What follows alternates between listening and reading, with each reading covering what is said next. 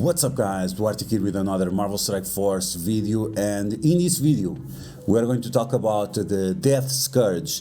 In a previous video we talked about the first two nodes of the Death Scourge, where it's going to be required for you to use minions, of all things, to use minions, and we talked about why the A minions were going to be the best minions in order to face the enemies that we have on this Death Scourge. And in this video we are going to talk about the non-legendary mutant nodes. This is going to be nodes number 6 and number 7, where we'll be able to not use any legendary character. It's going to be amazing. It's definitely going to be amazing.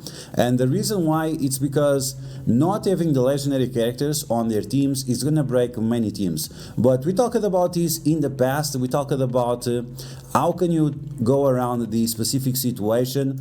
We talked about, for example, build Uncanny, how they are going to be amazing team for these non-legendary mutant nodes.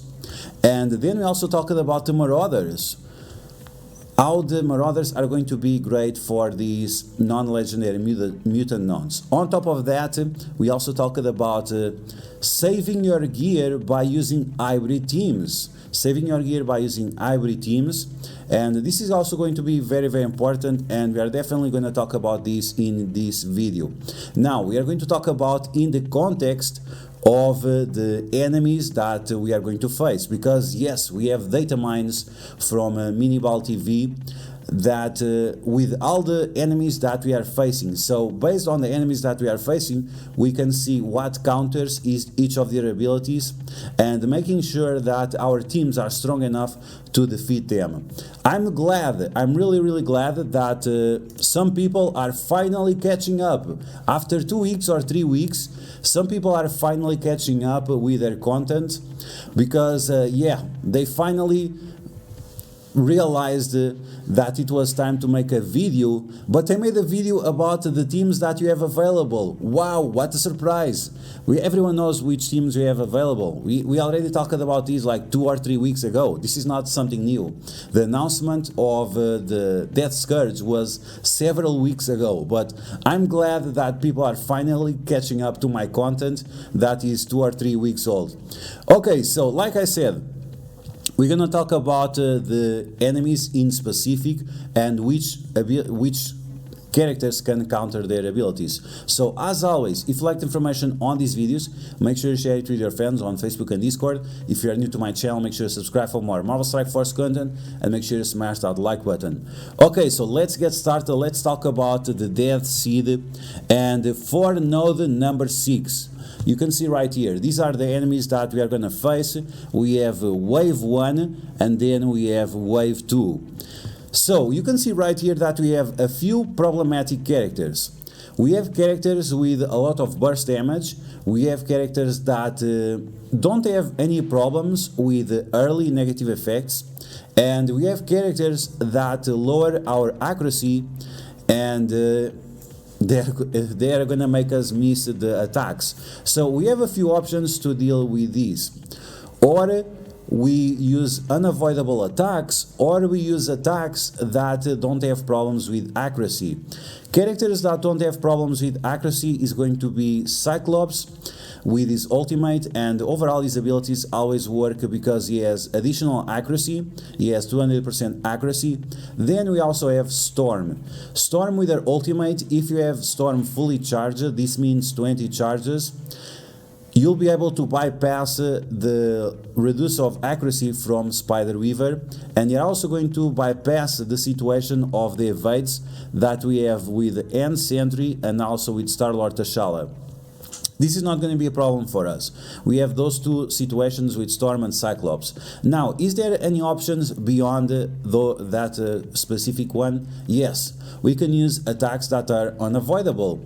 And which team has a lot of unavoidable attacks? It's the Unlimited X-Men team. Now, you might ask, but the Unlimited X-Men, they don't have Rogue. Is the team still going to be good enough?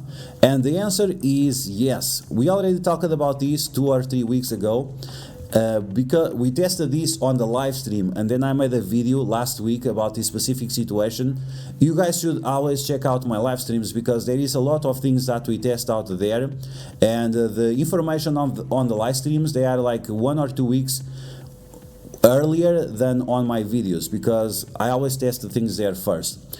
Okay, so in my live streams we already tested these, and when you have a combination of unlimited X-Men with magic, the team is very, very strong. And this is because magic gives the unlimited team additional barrier, which counts as health, and also additional drain. And this will allow your unlimited X-Men, Phantom X, Sunfire, Gambit and Dazzler to do additional damage, and also get more drain out of that damage they deal. Okay, so there we go. For node number 6, not only we have Storm and Cyclops, we also have unlimited with magic being options to deal with these unavoidable, to deal with these evades, and also to deal with the lower accuracy from Spider Weaver. Is there any other option? Yes, there is another option beyond Uncanny and Unlimited. We also have the Marauders. The Marauders are also going to be very strong here, not only because they have some unavoidable attacks from Mystique, and because they also can remove the charges from Spider Weaver. You also have another option, which is clone the enemy Spider Weaver. After you clone the enemy Spider Weaver, your clone Spider Weaver is going to provide a lot of buffs to your Marauder characters. She's going to provide healing. On top of that, she's going to provide defense up and offense up with her special. This is going to be extremely strong, because it's going to take the Marauders to the next level. It's going to allow you to protect your Marauders, and then you can spread those buffs around with Mr. Sinister, making it even better. So this is going to be your third option for this node number 6. And I think it's going to be the most viable option, because as soon as you clone the Spider Weaver, the Marauders team starts to snowball very, very fast. The more clones you start to have, the stronger the Marauder teams is going to be. You can even clone 2 Spider Weavers. It could be something insane, cloning 2 Spider Weavers. It's a possibility, because the Marauders have that chance. You have additional energy with Strife, and overall, if you are able to get them going, they are very, very strong. So with the Marauders, you are going to clone Spider Weaver, then you want to kill the enemy Spider Weaver, you want to kill Star-Lord T'Challa, and you want to kill Phyla-Vell. After Phyla-Vell is gone, then you should start working on Adam Warlock, because the second wave will drop, and then we have Moon Dragon, and you also have Black Widow. These are characters that you want to stop as fast as possible. Moon Dragon, she's going to mess up with your buffs, and this is something you don't want with the Marauders. And Black Widow, she is going to give speed up for all the enemy characters, which you don't want. Beyond that, we don't have a huge problem. The Marauders, they can deal easily with heal block. Mr. Sinister, he clears heal block away. So the heal block from Taskmaster and from Colin Wing, it's not going to be a problem for us. And with Hulk, is also not going to be a problem for us, because Mystique is going to flip his positive effects, and you don't have anything to worry about. So there you go. For node number 6, we already have 3 options. In my opinion, the best option is going to be the Marauders. Second best is going to be the Unlimited X-Men team with magic. Now, speaking of Unlimited X-Men team, if you are using this team, you want to make sure that Gambit and Magic stay alive, because they are going to be required for node number 7. The node number 7 is going to use the ultimate hybrid team, which is going to be Uncanny with the Death Seed, with Astonishing X-Men, with Unlimited X-Men, and also with Death Seed, Unlimited, I already know. I don't know, it's like 5 teams, 5 different teams. Okay, so when we take a look at node number 7, this node is going to be way harder. And in this node, you cannot use the Marauders, because the enemies have Kestrel. So, I mean, you could still use it. It's fine. If you are able to clone Captain Sam, that's going to be okay, but your team has to be extremely big. So let's forget about the Marauders for node number 7. Let's focus on what makes more sense. So because this node is very aggressive, you need to make a very beefy team. How you're going to do that? You're going to combine the passive from Gambit with the passive from Colossus, and this is going to give 55% additional health to all uncanny X-Men characters. And the other X-Men characters that you want to have on top of Colossus and Gambit is going to be Magic for the additional barrier, for the additional armor, for the additional drain. Then you want to have Beast, because Beast is going to provide energy for the astonishing X-Men characters, but also for the uncanny X-Men characters. He also provides offense up to Gambit, which is very convenient when you use Gambit's ultimate. After that, you also have Beast to flip positive effects on the enemies. This is going to be huge to remove the taunt from Captain Sam, and also to remove positive effects from Kestrel or from Shuri. Then we have the last character. This is going to be the Death Seed character, which is also uncanny, which is going to be Psylocke. Psylocke overall, she doesn't have a lot of stats, but if you pair her up together with Gambit and with Colossus, she's going to have a lot more HP. So she's going to be super tanky, and she's going to provide to her team deflects and counters. These counters are going to be very important because especially counters on Colossus is going to apply offense down to the enemies, which is going to be huge.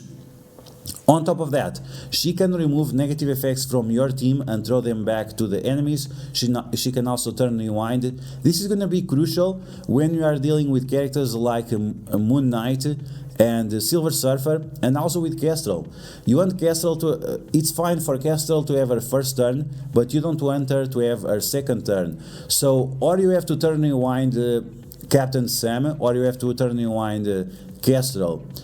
Something very important about Gambit is that he has the ability block, and also that he applies heal block to the enemies. So you want as fast as possible to do some damage to Kestrel, just to make sure that she's the enemy with the least health. This is going to be very important. So Gambit always attacks Kestrel, and as soon as Kestrel is gone, then your life is a lot easier.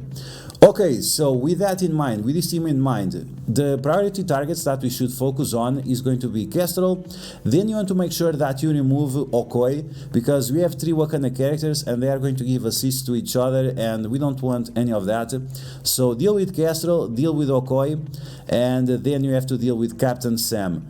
After that, you have to take a look at Star-Lord, at this Star-Lord, to see if he's giving energy to anyone important. If he's not giving energy to anyone important, then you can pretty much ignore him. And when the second wave drops, then you want to get rid of Silver Surfer. Moon Knight and Silver Surfer, they are going to mess you up with tons of negative effects, and at this point you want to make sure that Psylocke has her ultimate available. Once again, keep in mind that Beast is going to give energy to Psylocke, so it's going to be fine for you to use the ultimate at the beginning of the match and then to use the ultimate again when the second wave drops. This is not going to be a problem for sure. After that, after you deal with the Silver Surfer, you can pretty much ignore Moon Knight, and then you have to focus on Shuri, because you don't want Shuri giving defense up for everyone, you don't want Shuri giving energy for everyone, and you also don't want Shuri to give deflects for everyone, especially when Mary Hill is around, because all those deflects from Shuri, they are going to proc the passive from Mary Hill, and she's going to be healing up everyone. So you want to make sure that you have the ultimate from Gambit ready, so whenever Shuri is around and whenever the third wave drops, you apply Disrupt for everyone, and then you start applying those heal blocks and get rid of Shuri, get rid of Mary Hill.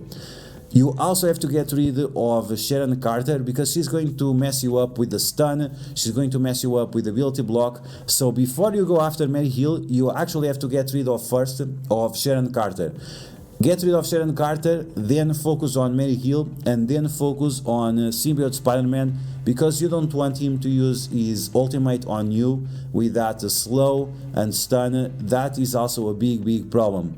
But the other characters we have here, Crystals, he doesn't do a lot of damage.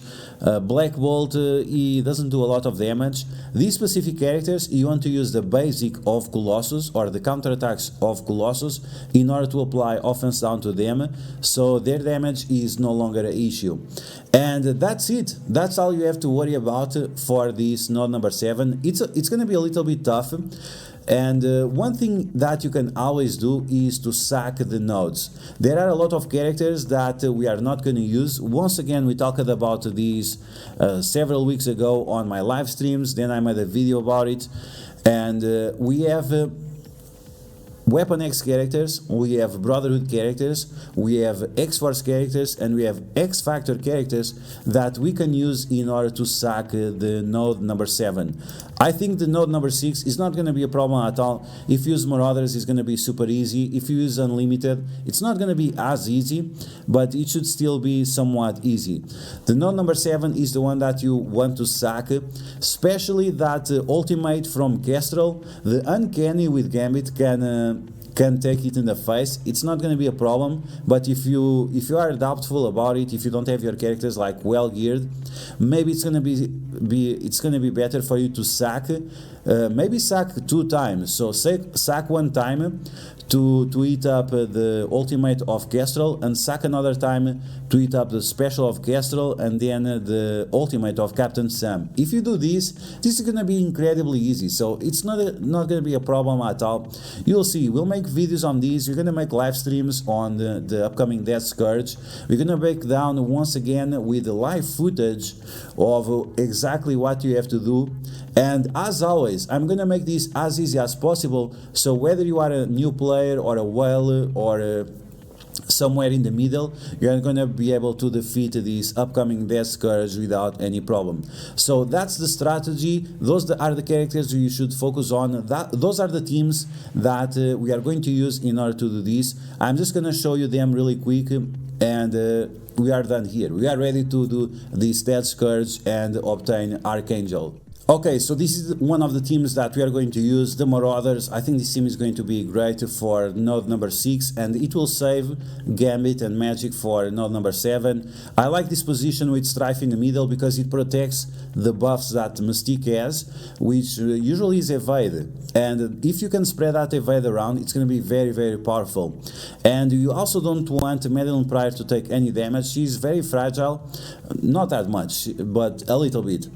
And like this, you protect Mystique, and you also protect Madeline Pryor. Fortified ISO 8 is going to be very important on Strife to make sure that he survives with additional barrier and also with a minor defense up.